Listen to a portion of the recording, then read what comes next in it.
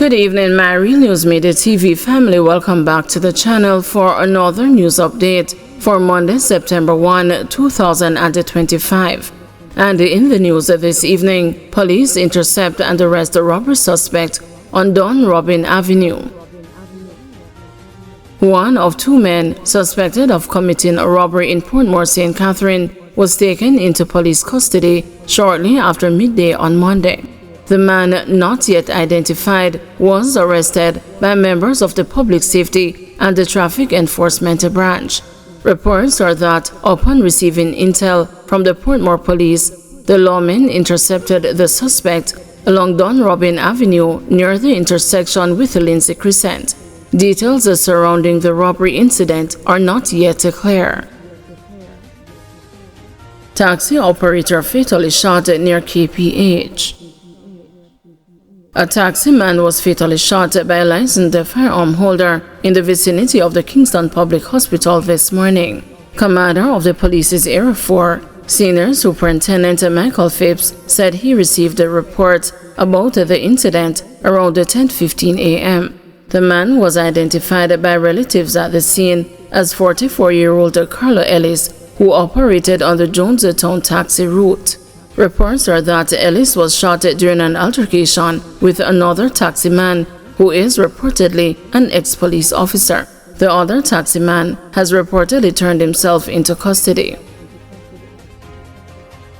St. Elizabeth Police probe death of farmer found in yard. The St. Elizabeth Police have launched an investigation into the death of a 52-year-old farmer whose body was discovered in his yard in Bretnot Walk District, Magati on Sunday. The deceased has been identified as Dion Fata Martin. Reports are that about 10 a.m. an alarm was raised and the officers were summoned. On their arrival, Martin's body was found lying in his yard. The scene was processed and the body was later removed to the Black River Hospital.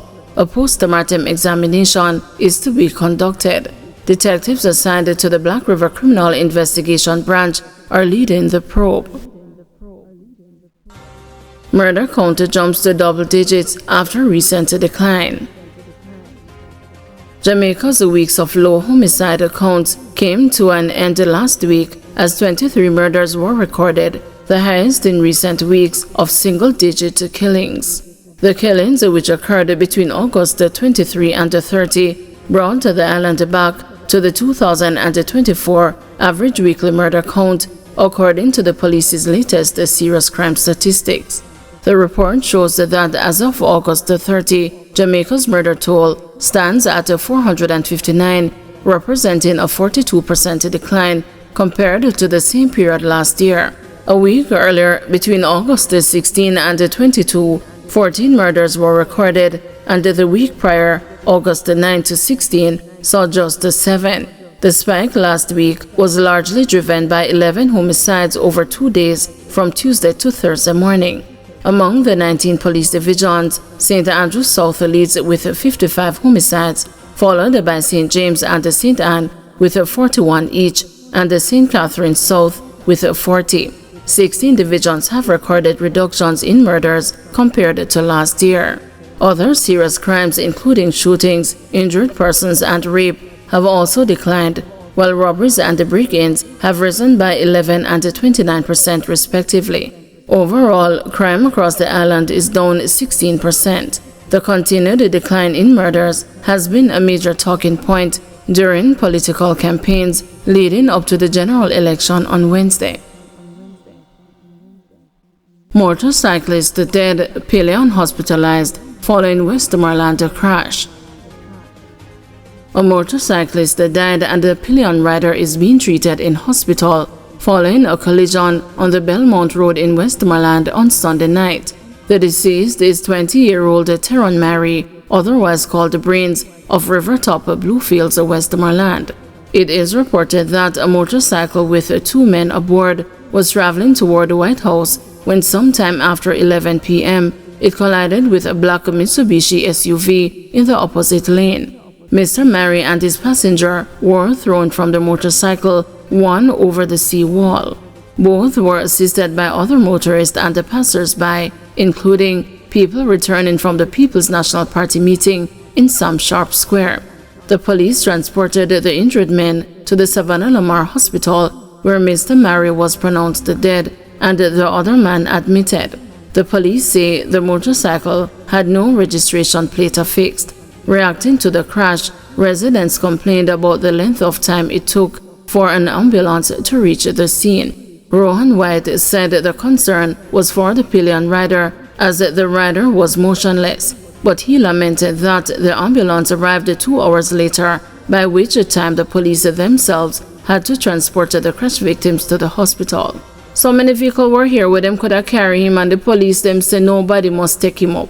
So the people them just decide say enough is enough, he might bleed out too much. So they put him on a plyboard, put him in the police vehicle. Thanks to the Savannah Lamar police, said Mr. White. The news was informed that the ambulance came from Negril. Customer service representative dies after vehicle crushed by Boulder. A 49-year-old man died after his vehicle was crushed by a boulder along the Fern Gully Main Road in St. Anne on the weekend. He has been identified as 49-year-old Anthony Allen, a customer service representative of Cashew Walk, West Prospect, St. Catherine. It was reported that about 9:30 p.m. on Saturday, Mr. Allen was driving his motor car when, on reaching a section of Fern Gully, a large boulder fell from the hillside onto the windscreen and the bonnet.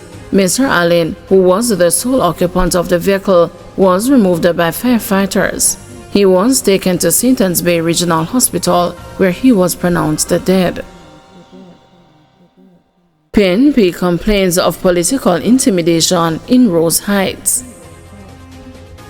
Janice Allen, the People's National Party candidate for St. James's Central, says her campaign team is being blocked from entering the Rose Heights community in the constituency by Jamaica Labour Party operatives who are seeking to intimidate and harass them. Allen, who is reportedly among the group being blocked, said the matter was reported to the police and they have been promised that they will be getting support from the police and the military to access the community. Senior Superintendent of Police Aaron Samuels, the commander for St. James, confirmed that the police had received a report from Allen and that a team will be sent to the area. Regarding the complaints about harassment and intimidation, he said the matter will be investigated and the appropriate action taken if the complaints can be verified. In the meantime, Allen said she is prepared to stand up to whatever harassment and intimidation comes her way because she has a legitimate right to carry out lawful campaign activities in the community. While the news was unsuccessful in its efforts to reach Heroy Clark, Allen's JLP opponent for the St. James's Central seat, a source close to Clark described the complaint as mischievous and without merit. Thank you everyone for watching. See you tomorrow morning at 6 a.m. for another news update.